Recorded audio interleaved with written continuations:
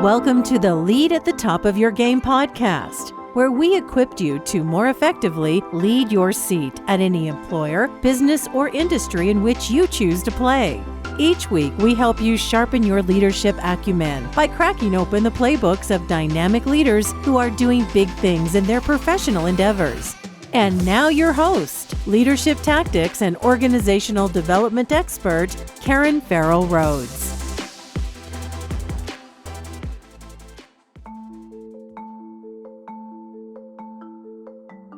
Hey there, superstars. This is Karen, and welcome to today's episode. Influencer marketing is as common a part of our lives these days as drinking water. But believe it or not too long ago, corporations were very new to the scene and using influencers to really boost their brands and their bottom line. Our guest today is one of the early trailblazers who helped corporations integrate influencer marketing into their larger marketing strategies.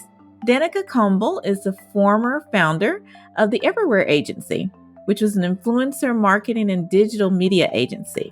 Danica had a successful exit when she sold her agency to a larger firm and is now a partner consultant with the Chameleon Collective. And the Chameleon Collective is an organization that matches senior marketing leaders with businesses looking to scale.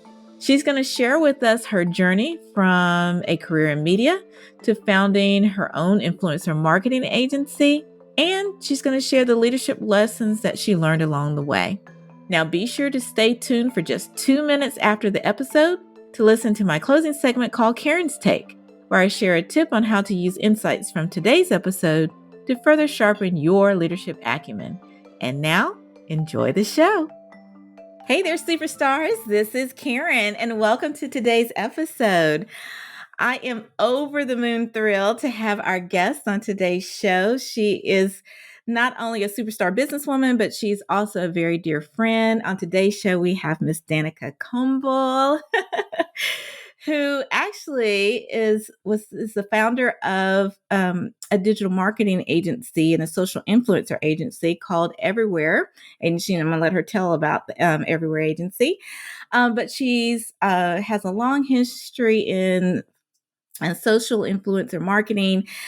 She has sold that business and she's going to tell that story, but then she is now a consultant with a company called Chameleon Collective. And I'm going to let her explain that as well. But welcome to the show, Danica. Oh, I'm so glad to be here. Always inspiring to be around you, Karen. Oh, it's more inspiring to be around you, my dear. Well, before we dive deep into your professional background, why don't you tell us just a little bit about kind of where you grew up and your personal life and journey thus far?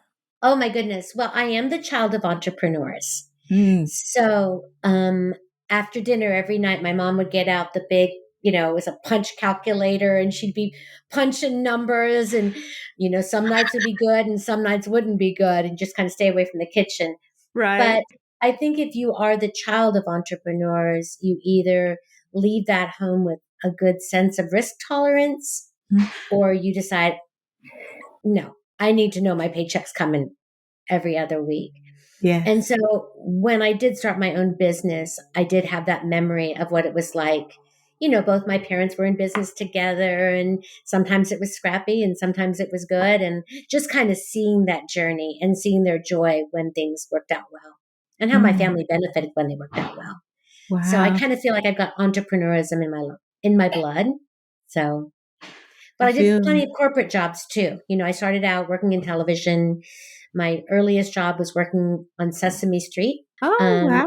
And then I went on to work at SNL, Saturday Night Live. I worked in comedy. And when my husband and I moved here to Atlanta, because he got a job at CNN, the television world really wasn't that robust then. And I was kind of like, what do I do next? And that's when I jumped into marketing. So amazing. And I know you've told me this story before, but I'd love for you to share with your listeners how you really got curious about influencer marketing and digital marketing, and how did you plant your professional flag in that industry? Yeah.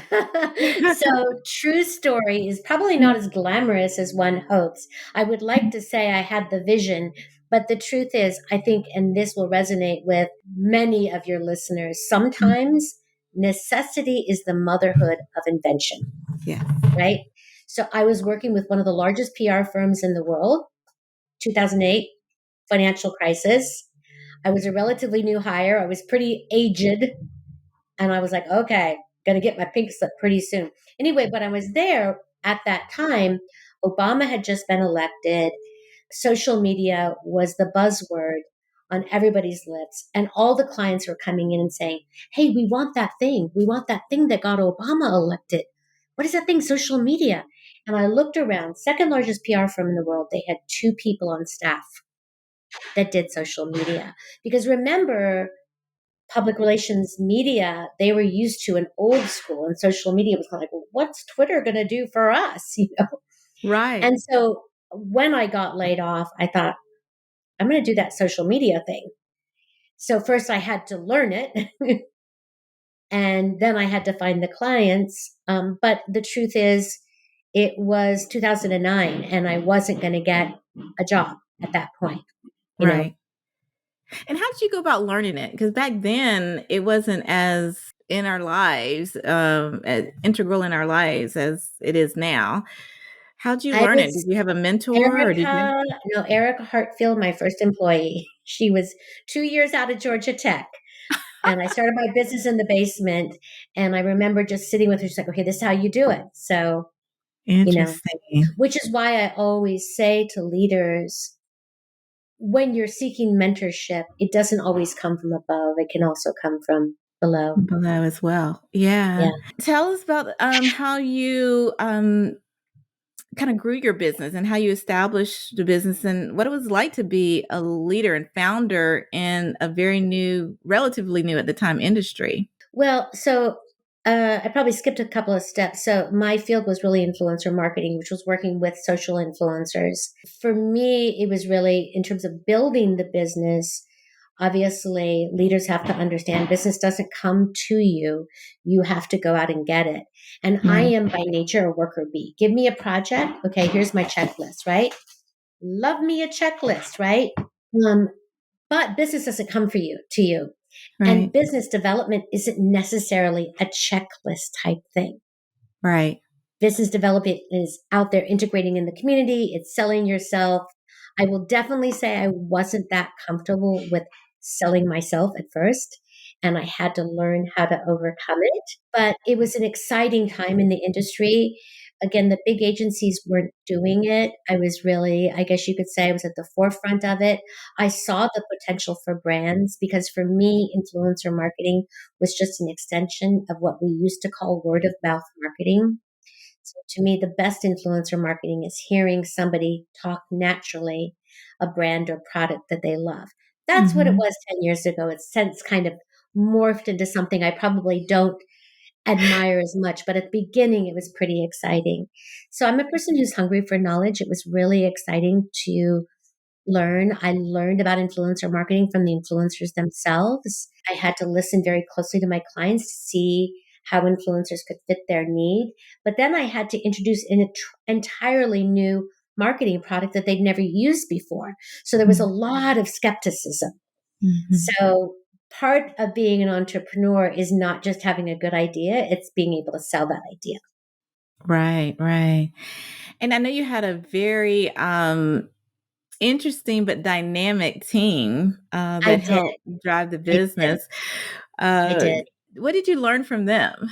Okay, so first off, I was a woman-owned business, and not intentionally, but most my best hires were women. So I had primarily a women team. Also, the talent that was best for me in terms of hiring was technically a relatively junior talent, particularly in the early days of my business, because they were using social, they were heavy social media users. They understood the power of influence. They had the energy and enthusiasm about social media. They understood the immediacy of it. So Mhm. my best hires were what you would consider relatively young, maybe not as seasoned. And what I realized was that my management style did not jive with what they needed. to be well managed. In what way? Well, first off, I was trained in a management style, a completely different management style, one that didn't really resonate. Like old school corporate? Old school corporate, my way or the highway, follow my regulations. I don't think I was my way or the highway, but we were kind of like, give your mandates, get it done. That style didn't work. So I really feel like I learned from them how to better manage them. And I also sought outside kind of support and training from folks like you, in terms of really kind of understanding the demographic. But I had to transition my leadership style. Now, mind you, my staff were primarily millennial and Gen Z. My kids were also millennial and Gen Z. So I was getting a lot of this from them. And when I got this from them, I was like, well, let me tell you about something I did the other day at the office. And they go, Mom. So I used both my kids, my staff to kind of help me have a more collaborative style of leadership. Mm-hmm. One of the complaints that people often say about millennial and Gen Z is they come in and they think they can be boss. And I thought, okay, let me just think about that. I Mm-hmm. have employees that care so much about their line of work that they want to own it and they want to be boss. That's not a bad thing, is it? Not at all. Talk So about the truth employee is just like, motivation. yeah. And also like, okay, so how do I get out of their way Yeah. so that they can have the ownership of this? And it really just flipped everything on the end. So we began focusing more on processes and systems rather than kind of top down management, I love that. values, that kind of thing. And those of us who are own our own businesses or founders of our own business, it's definitely not for the faint of heart, Nope. obviously. Mm-mm. Um, but what advice do you have to others that are considering, hanging out their shingle, in the sense of what kind of mindset should you have to get ready to lead a business when you're creating it yourself?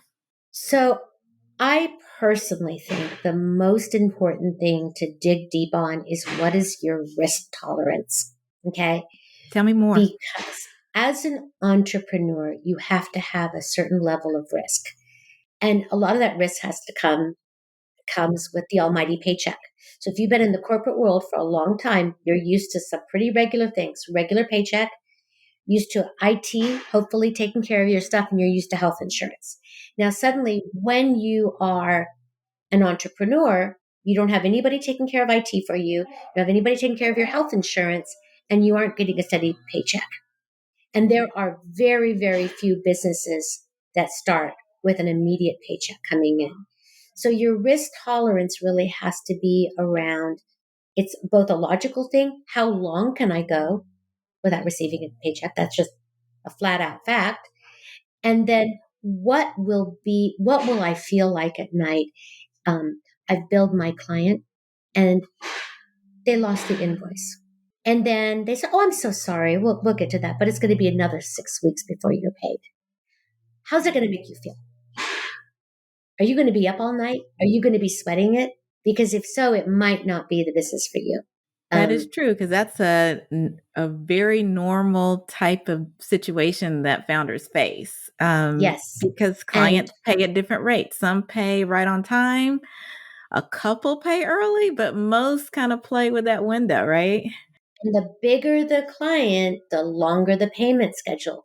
Those Yeah, Fortune 500 clients have negotiated into the statement of work with you or your master service agreement that it might be a 6 weeks or a 2 month period before they pay you. So you did the work, you completed the work, and you're waiting for 2 months. that's right. Do you have the capital to float it? So That's right. all of those things, capital to float, risk tolerance. What do you do if a client walks out the door, a main client walks out the door? Yeah. Do you have And how other do you clients cover it? to And it's free one up? thing when it's just you, right? But when you have staff working for you and they needed to, pay their bills too, you can't ask them to wait 2 months, You to get paid, right? absolutely can ask them to wait. But I'll be honest with you, that inspired me, empowered me, because I knew I had people who were dependent upon me, not just for their Mhm. livelihood, but it was a stepping stone in their career. Mm, mhm. So, with the young talent I had, many of them would be with me 2 to 3 years and go. Mm, Totally understandable. I was a small agency. Their growth potential with me, given their smarts, outweighed it. So I mm. really had a policy with my team. I said, you might grow out of this job. And I don't want you to feel bad about it. But when that Yeah, happens, let's work together to get you your next position. You don't need right. to scurry out the door. That provided me an opportunity to like get prepared, because Julie over there might be just kind of thinking about anything else. And then secondly, I felt real pride in seeing the young women that I worked for go on to Delta, Home Depot, a lot of big agencies, and just thrive, you Yeah. know? That's what I love. I love when I'm, coaching or mentoring someone and seeing them go to their next level of success. I mean, I know I'm in the background, but in some way I'm celebrating with them, like toasting them with the virtual glass of Yeah. Chardonnay. I mean, it'd be different if my agency was a large corporation, because if you're Yeah. mentoring somebody within a large corporation, you can always kind of help them. You could see the stepping stones. But again, I was still what is considered a boutique agency. So I Hmm. had roughly, 3 to 4 tiers of leadership. So you get to one or two, and 3 to 4 were already taken. Where do you go? Where do you go from there? Yeah, Yeah. absolutely. Well, because I have the luxury of knowing you fairly well, and one of the things I always ask on the podcast is like, which of the leadership tactics that I write about in my book really resonated with you. But I wanted to highlight one in particular because I think you're excellent at it, and Okay. that is leading with stakeholder savvy. You are excellent about meeting individuals, really understanding their perspectives, making a connection, and making a friend for life out of a stranger. And it's not always easy for people to do that, but you have such a unique knack in doing that. I wanted to highlight that. And I wanted you to share how do you think about approaching people when you spoke at numerous conferences, including South by Southwest, which is coveted. Um, Hmm. but how do you think about it as it relates to people and building your network? Because you have a huge network. Well, maybe we could talk about stakeholder and client, but Mm. also stakeholder and colleague, Okay, yeah, um, let's do that. because both are really, really important to me. And I think a lot of it has to do with, we spend how many hours a day in work, right? Right. A It's lot. We spend many, many of our day at work. So to me, why not enjoy your colleagues? Why not enjoy the people you work with? Um, my clients really entrusted me with solving problems. And so I viewed that as we're partners in success. And it's hard to be a partner with somebody without developing some kind of rapport. That's So true. it's funny. I'm now a member of Chameleon Collective, which is this wonderful collective consortium. And the person who recommended it to me was my old client from Macy's, Holly Thomas, who I worked with for 10 years. And, Uh, over 10 years, I mean, she had her requests of me, her demands of me. I worked for her, but we also were partners in success. So those relationships live on. yes. Um, your coworkers too. You don't always love your coworkers, but you're going to have to partner with them. So Yeah. for me, always finding some common ground so that the dialogue was always open. And then with finding common ground is a personal investment. It definitely is. You're absolutely right. You're absolutely right. And every single person on a team, whether they're a strong player Mhm. or a weak player, you have something to learn from them. Oh, always. You can always learn a nugget or two from other people. I still do to this day. I think that's Yeah. one reason why I love being a podcast host is because I learned so much from our guests. It's amazing what nuggets you can get in less than 30 minutes, right? um, Well, I've learned a so, lot from you. So oh, that's so your sweet voice of is you to in my head. say. So Danica, share what you're doing at Chameleon Collective. What is that all about? Oh yeah, it's actually kind of the perfect next step for me, because I really wanted to consult, but I don't love working in a vacuum. I'm not a good solo player. Um, I really bounce off other people. So Chameleon Collective is a collective of about 100 plus really, excuse my French, badass marketing folks all across the marketing spectrum: SEO, web, digital, blah, blah, blah. And we all kind of bring our projects into the collective. We either work together on some of them, we work solo on them, but it's kind of like an opportunity to have partners in your consulting work. Nice. So much of what I do in marketing is never just one area. So say a client comes to me and says, I need help with this aspect of marketing. Okay, that piece I know about, but then they say I need help with SEO. Oh, I can't help with that, but I've got a partner in the collective I can bring in. Oh, So it's kind of fantastic. a group setting Yeah. for consulting that really works well for me. And they've got all the infrastructure and the back end and That's very worth its weight in apps. gold right I there. Just having know, that. I know all the invoicing taken care of, but really just because marketing today is so unbelievably complex, Yes. having experts in 10 different fields, or let's say I'm writing something and I need a copywriter. There's the copywriter. Mhm. Yeah. What's some of the hot trends in marketing right now? Oh gosh. Well, are we going to talk? Maybe we shouldn't say hot trends, but hotbed trends is obviously TikTok has been a lot in the Oh, news. yeah. There's been a lot in the news. So, Yeah. what's going to happen with TikTok? I think the trend we're really seeing in marketing more and more is just much more of a 360 marketing approach, an integrated marketing approach. Everybody used to have their own little fiefdom. So PR was Mhm. here and marketing was here and digital was over here. And now they're all working together in a concerted effort towards campaigns. And it's those 360 campaigns that I thrive on, that I Mhm. find most inspiring. And tell the audience members what is the 360 campaign. I Oh, know, but I want thank you to you. share. Okay, thank you. So a 360 marketing campaign really means I'm going to look what the left hand is doing and the right hand is doing, even though we might be playing on different mediums. So think about all the different ways we get information today: Mhm. TV, podcast, billboard, all over the place, All right? over. Yeah. And so a lot of times the TV people might be doing this and the other people might be doing that. But now you're bringing all of those folks together so that Mhm. we're kind of integrating what we're doing in marketing and having a much more holistic approach. That's interesting. And so do you focus on helping companies with their 360 marketing strategy? Or do you get in, roll your sleeves up and actually do it with them? Or both? Yeah, you know me, I'm a worker bee. So I like to roll up my sleeves and get in there and, I can Get it write a going? strategy, but once the strategy is written, I want to get in and get it going. You are. You are the Energizer Bunny, let me tell you. And, honestly, part of my reason for that is when you're running an agency, Mhm. it's going to sound weird. You're running an agency, you run the agency, you don't actually do the agency work. Does that make sense? It does, You're yeah, you're in absolutely. charge of the infrastructure of the agency. You're in charge of biz dev. You're in charge of leadership. You're in charge of making sure everybody gets paid. You're in Yeah, charge of all of the big picture things. yeah. So if you're actually doing client campaigns, you're not running the agency.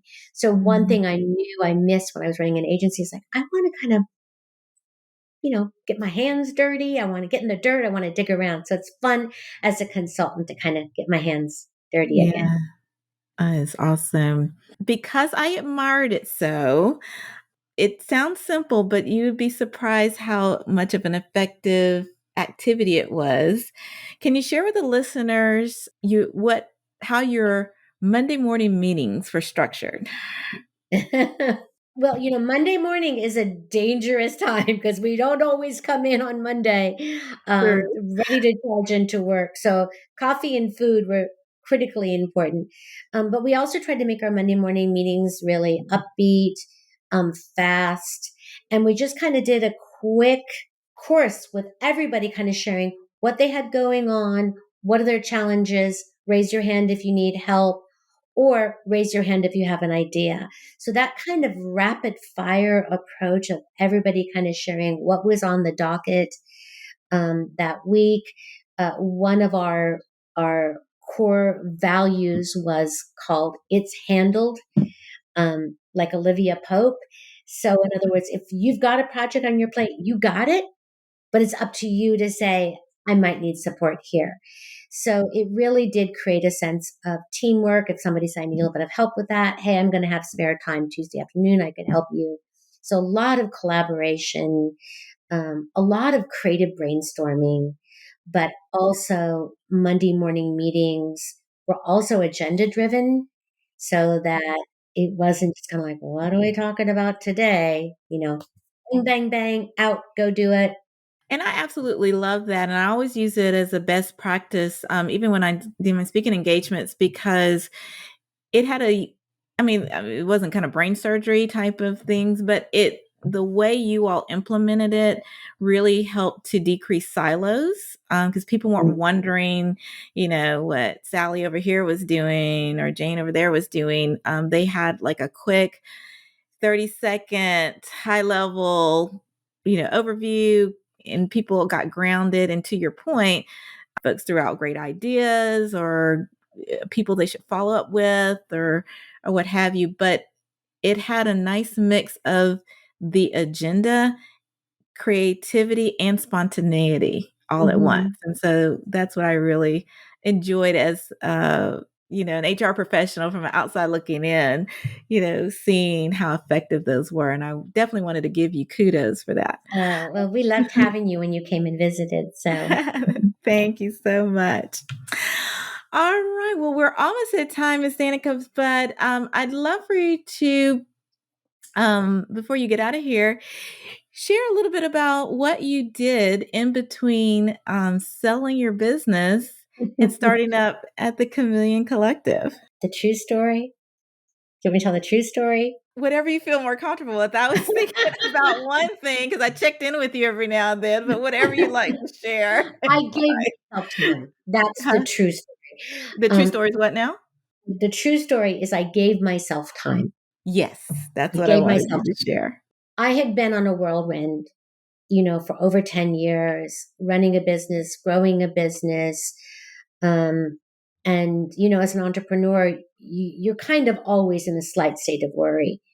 And you always have too much on your plate. I just don't know that there's any way around it. If there was, I missed the boat. I missed the memo. If somebody's figured it out, let me know. Maybe I'll consider being an entrepreneur again. But um, Mm, I knew that I had to give myself time to settle my brain, to think. mhm. I did a lot of meditating. I did a lot of yoga.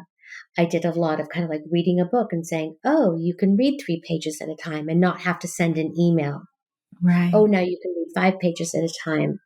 I also, this was actually pre-pandemic that I bought it, but it came in really, really handy, is I had a midlife crisis and I bought a little vintage red camper. And I looked at my husband one day and I said, the pandemic's still going on, but I think it's safe enough to travel.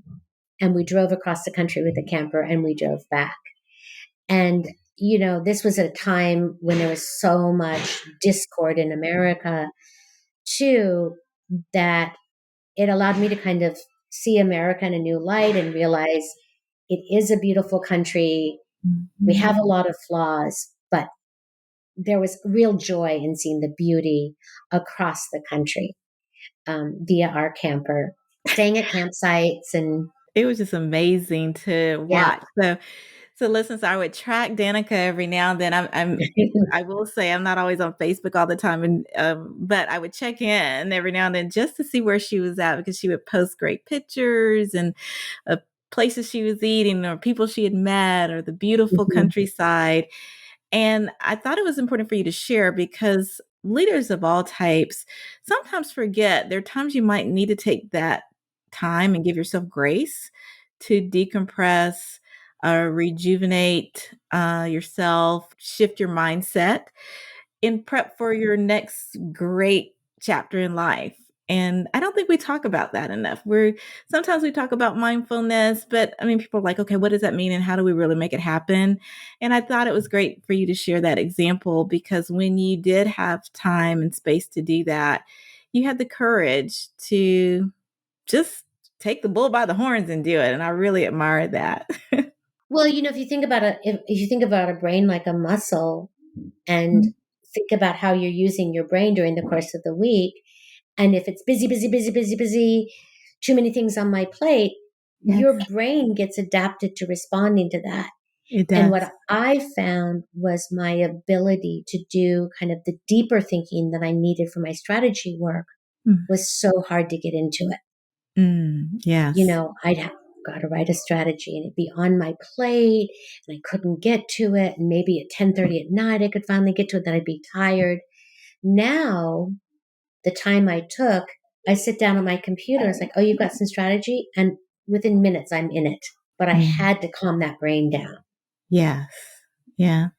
And look at you now, just thriving and just doing it. I am so happy for you. And I'm just happy to be part of your network as well. Well, I'm thrilled to be part of the Shockingly Different network, because I think I'm sometimes shockingly different. And I love the way you are shockingly different.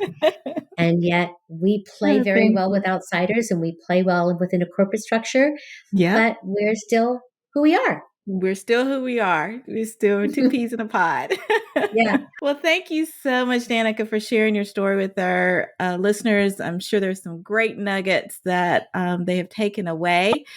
At the very least, to have the courage to, stick through the good times and sometimes the bumps in the road. But you are a fantastic role model, and thank you for leading at the top of your game. Well, thank you for having me. I'm really honored Mm. to be here. Well, I hope you enjoyed our conversation today with Danica Kombol, partner consultant with the Chameleon Collective. Links to her bio, her entry into our leadership playbook, and additional resources can be found in the show notes, both on your favorite podcast platform of choice and at leadyourgamepodcast.com. And now for Karen's take on today's topic of influencer marketing. Well, believe it or not, every successful leader must possess sharp influencer marketing skills. At its simplest, an influencer is someone who can influence others to take a course of action. And if you're employed in the workplace, you're going to need influencing marketing skills to influence others to support you and your ideas.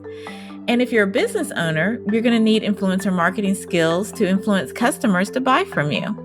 I wanted to take a minute to share 3 tactics you can use to help build a strategy that will influence others. The first tactic is to appeal to the head. Logical appeals tap into people's rational and intellectual perspectives. You present an argument for the best choice of action to them based on organizational benefits or the personal benefits or both, all appealing to people's minds. The second tactic involves appealing to the heart. Emotional appeals connect your message, goal, or project to individual goals and values. An idea that promotes a person's feelings of well-being, service, or sense of belonging really tugs at the heartstrings and has a really good chance of gaining support. And my third tip is to appeal to the hands. Cooperative appeals involve collaboration, consultation, and alliances in order to accomplish mutually important goals. This method extends a hand or an olive branch to others, those that you're trying to influence, which is an extremely effective way of influencing others. Now, if you need additional guidance on how to plan such a strategy, feel free to reach out to me here at Shockingly Different Leadership or ping me on LinkedIn and we'll get you pointed in the right direction. Also, remember to subscribe to the podcast and share it with at least one friend. Thanks so much for listening and see you next week. And that's our show for today. Thank you for listening to the Lead at the Top of Your Game podcast, where we help you lead your seat at any employer, business, or industry in which you choose to play. You can check out the show notes, additional episodes, bonus resources, and also submit guest recommendations on our website at leadyourgamepodcast.com. You can follow me on Twitter, Facebook, Instagram, and LinkedIn by searching for the name Karen Rhodes, with Karen being spelled Karan. And if you like the show, the greatest gift you can give would be to subscribe and leave a rating on your podcast platform of choice. This podcast has been a production of Shockingly Different Leadership, a global consultancy which helps organizations execute their people, talent development, and organizational effectiveness initiatives on an on-demand project or contract basis. Huge thanks to our production and editing team for a job well done. Goodbye for now.